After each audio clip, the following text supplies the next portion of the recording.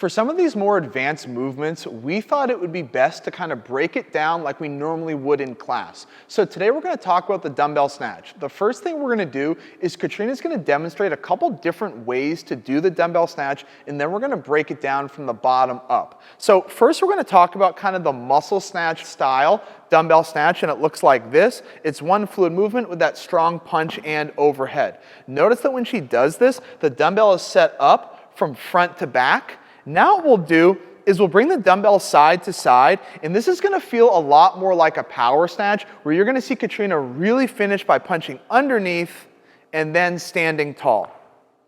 Excellent.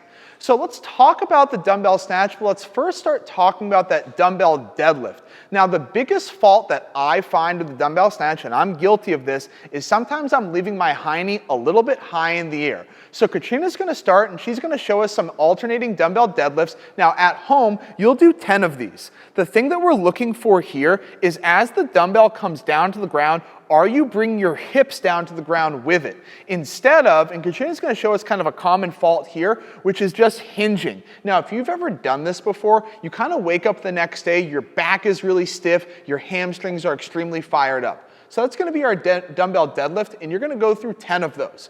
Now, once we've gone through that, let's start talking about moving the dumbbell from our hip from that hang position. And now this is where you're going to get to choose what works best for you. If you're more comfortable going with that muscle snatch style, Katrina's going to do these little hip pops. And this is really going to feel like a single arm kettlebell swing. This is for the athlete, maybe a little bit stronger, you go with that muscle snatch. Now, if you're more comfortable punching underneath, this is this single arm high pull, and that elbow is going to come high and outside. And the nice thing here is that the dumbbell is staying close to the body, and it'll be easier for you to punch underneath. And again, at home, you would go through 10 of these. Now, before we start getting the dumbbell moving dynamically up and overhead, Katrina will bring the dumbbell to her shoulder, and she's going to go just 5 presses on her left, and then she'll go 5 presses on her right. Now, if you're limited to like one dumbbell and it's slightly heavier, she could always do this as a push press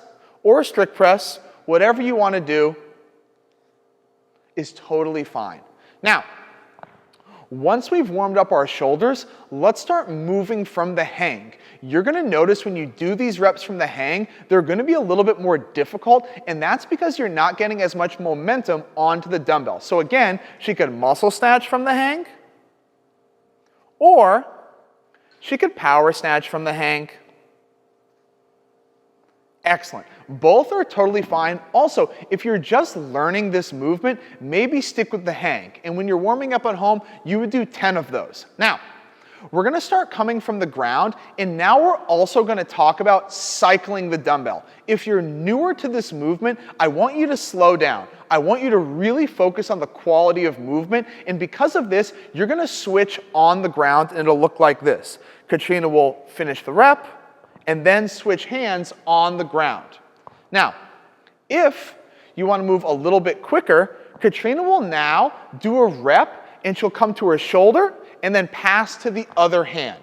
So the way this works, and it's really nice, is that we're getting the dumbbell to the shoulder, and then we kind of pass it in front of our face. Now, if you're looking for that fastest cycle time, Katrina will switch up and overhead and get right into that next rep. Now, one thing to notice for Katrina, and she moves extremely well, she's always settling her hips. You're going to notice that as you go into these workouts, you get further along and you get more fatigued. It feels easier to hinge. Make sure you're settling the hips. That's what we care about today. Let's bring that hip level down. Now, if you're at home, you'll do 10 of these full reps, and that's going to be our dumbbell snatch.